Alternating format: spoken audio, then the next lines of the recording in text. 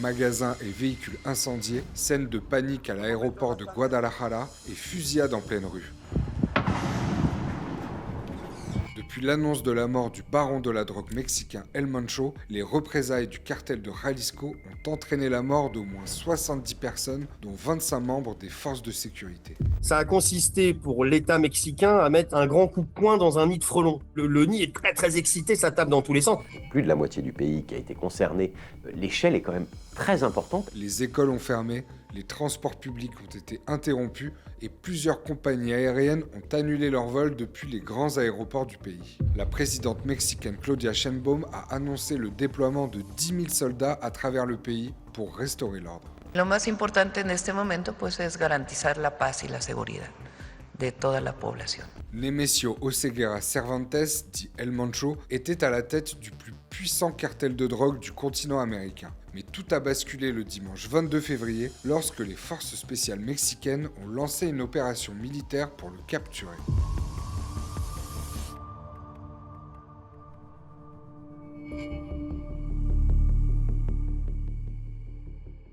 Vendredi 20 février, les renseignements militaires mexicains localisent El Mancho dans un country club de Tapalpa, dans l'état du Jalisco. Une information obtenue grâce à la filature de la maîtresse du chef de cartel qui lui rend visite dans un chalet de luxe. C'est une opération qui est donc en collaboration avec les services antidrogue américains, qui avaient eux-mêmes des informations sur le cercle de protection autour d'El Mancho, parce que El Mancho était quelqu'un qui était surprotégé. Les services de renseignement américains avaient également établi les liens entre le country club où est localisé El Mancho et le cartel de Jalisco Nouvelle Génération. Samedi 21 février, la maîtresse d'El Mancho quitte le country club. Se obtuvo información que el Mencho permanecía en ese lugar. Dimanche 22 février à l'aube, les forces spéciales mexicaines lancent l'assaut. 6 hélicoptères et un drone sont déployés. Pendant l'attaque, El Mancho et ses gardes du corps tentent de fuir avant d'être localisés dans un sous-bois. Ellos hacen fuego contra el personal de fuerzas especiales o se impactaron a un helicóptero de una fuerza aeromóvil. Durant l'attaque, 7 gardes du corps d'El Mancho sont tués. Du côté des forces spéciales, 3 soldats sont blessés. Preuve de la violence des combats, l'un des membres des forces spéciales a été blessé par balle au visage. Casi me carga la verga, ¿viste? Caché dans les broussailles, El Mancho est gravement blessé lors d'un échange de tirs. Il est capturé avant d'être transféré en hélicoptère vers un hôpital. Mais selon les autorités mexicaines, le chef du cartel succombe à ses blessures pendant le trajet. Son corps est transféré à Mexico en avion militaire. Todas las operaciones se realizan por las fuerzas federales.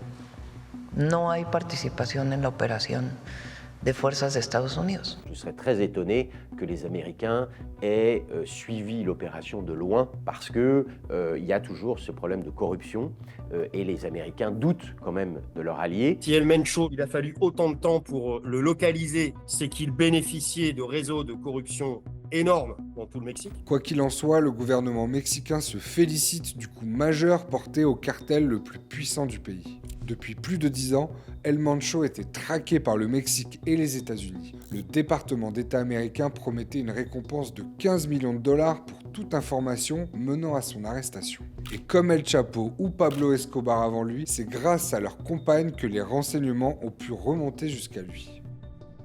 À présent, revenons sur la trajectoire d'El Mancho au sein du crime organisé mexicain. Comment est-il devenu l'ennemi public numéro 1 ?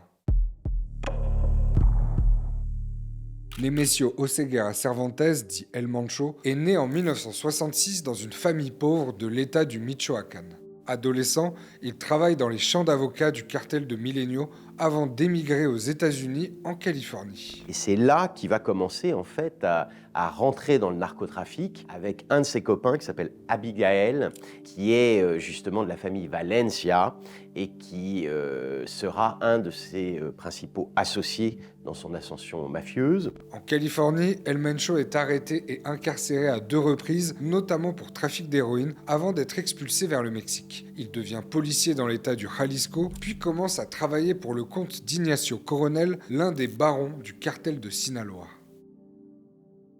Il est très doué, El Mancho, dans la maîtrise des armes et des stratégies militaires, et il va devenir un des responsables de la ville de Guadalajara pour Nacho Colonel, qui lui est spécialisé dans les méthamphétamines. On le surnomme le roi du cristal. El Mencho progresse au sein du cartel de Milenio, dirigé par la famille Valencia, et associé au cartel de Sinaloa. Il épouse la sœur de son associé Abigail, Rosalinda Valencia. Ce mariage, qui est quand même apparemment un mariage d'amour, mais qui va nouer en fait une forme de pacte mafieux très important. El Mencho se charge des affaires militaires et du trafic de drogue, les Valencia du blanchiment d'argent. Et c'est ce qui sera la grosse force du cartel Jalisco Nouvelle Génération, donc le cartel d'El Mancho, c'est qu'il aura comme ça une expansion vertigineuse, notamment financière, grâce à la belle famille d'El Mancho. Comme tous les boss de cartel, mais lui particulièrement, je pense, c'était un extrémiste économique. C'est-à-dire que le cartel, il est prêt à tout pour gagner de l'argent. Quel que soit le business, peu importe, pourvu que ça rapporte. En 2009, le chef du cartel de Milenio est capturé. L'année suivante, Ignacio Coronel est tué lors d'une opération des forces spéciales mexicaines.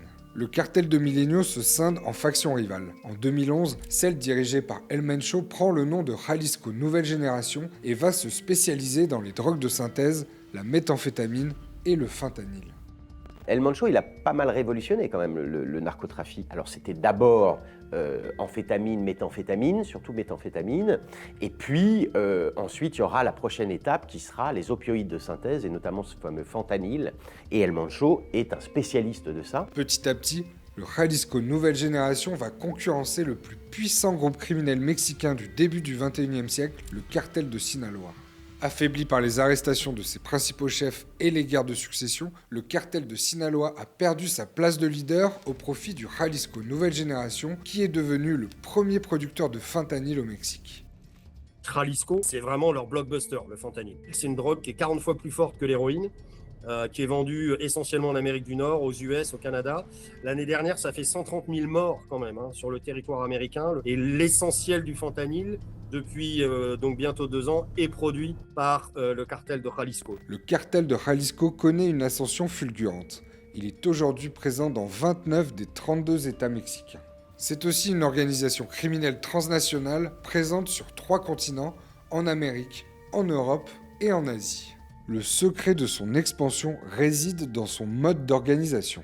En gros, ils ont permis à des clans criminels de développer leur business avec la marque Jalisco. Ils ont franchisé beaucoup de petites organisations un peu partout et qui, à ce titre, bénéficient des moyens militaires du cartel quand ils ont des problèmes, qui bénéficient, j'allais dire, de son aura criminelle, qui font peur, mais qui doivent payer, alors le montant, personne ne le sait, mais qui payent une partie de leur chiffre d'affaires à l'échelon central, à l'état-major. L'une des particularités du cartel de Jalisco, c'est qu'il ne se limite pas au trafic de drogue. Il a su diversifier ses activités criminelles. Extorsion, enlèvement, contrefaçon. Et il y a un secteur qui est hyper lucratif, qui est le vol de pétrole.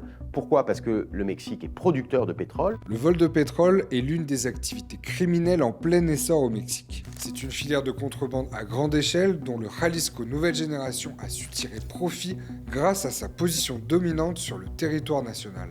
Le cartel Jalisco Nouvelle Génération s'est aussi spécialisé là-dedans. Ils sont capables de perforer des énormes tuyaux où passent des litres de brut, de les transformer, de les raffiner et de les vendre clandestinement. Donc il y a des milliards comme ça qui sont générés. Pour bien comprendre ce qui fait la singularité du Jalisco dans le paysage criminel mexicain, il faut aussi se pencher sur son rapport à la violence.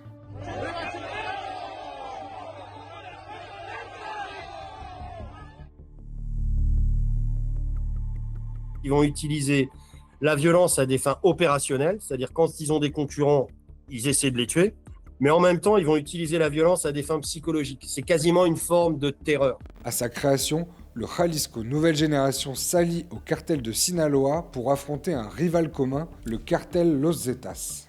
Le premier travail qu'il a fait, El Mancho, pour le cartel de Sinaloa, c'est de chasser en fait ces cétacés. Il était à la tête d'un groupe d'élite qui s'appelait les Matacetas, les tueurs de cétacés. Créé par des ex-membres des forces spéciales mexicaines, Los Zetas se distingue des autres cartels par son organisation paramilitaire. Il est considéré comme l'organisation criminelle la plus sanguinaire de l'histoire du Mexique. El Mancho, il a appris quelque part de ses ennemis et lui-même a adopté les mêmes techniques militaires. En 2006, le président mexicain Felipe Calderón déclare la guerre au narcotrafic. L'armée est déployée sur l'ensemble du territoire national. Debemos seguir uniendo todos nuestros esfuerzos para que nuestro México deje atrás la sombra de la inseguridad y del miedo. Les hommes d'El Mancho se sont retrouvés face aussi aux militaires et donc ils se sont eux-mêmes surarmés, ce qui a créé en fait une spirale de violence. Le Jalisco Nouvelle Génération devient une organisation paramilitaire et forme des unités d'élite dans des camps d'entraînement. Le cartel dispose d'équipements militaires sophistiqués et d'armes lourdes, véhicules blindés, drones, fusils de calibre 50 et lance-roquettes. Je me souviens, j'étais monté dans un véhicule qui avait été saisi. Il pouvait faire voiture bélier et défoncer n'importe quoi. On était dans Mad Max. Des armes de guerre que le cartel n'hésite pas à utiliser contre l'armée mexicaine. En 2015, alors que les forces spéciales tentent d'arrêter El Mencho, un hélicoptère de l'armée est abattu par un lance-roquettes. L'offensive menée par le Jalisco Nouvelle Génération avait fait une dizaine de morts parmi les militaires mexicains. C'est l'une des différences notables entre le Jalisco Nouvelle Génération et les cartels traditionnels. Le Jalisco Nouvelle Génération n'hésite pas à s'en prendre directement à l'État. Comme en 2020 par exemple, lorsque le cartel attaque en plein jour le secrétaire d'État à la sécurité citoyenne. Contrairement au Sinaloa qui privilégie la corruption, le Jalisco mise davantage sur l'intimidation, comme le montre cet enregistrement de 2016 où El Mancho s'adresse à un policier. Hey, ¿quién habla? Mira bien, hijo de tu p***. Soy Mencho, güey. Relaja tu p*** gente a la p***. Soy Mencho, güey. Relaja tus p*** partidas, si no te voy a partir tu p*** toda tu bola de perros. El Mencho particulièrement, c'est vraiment le premier qui est scénarisé la violence, qui est mis en scène l'ultra-violence. Donc il y a cette forme de marketing en fait de la violence qui est fait pour maximiser encore la puissance du cartel et impressionner encore à la fois ses ennemis, c'est-à-dire les autorités publiques, et ses concurrents, c'est-à-dire les autres cartels.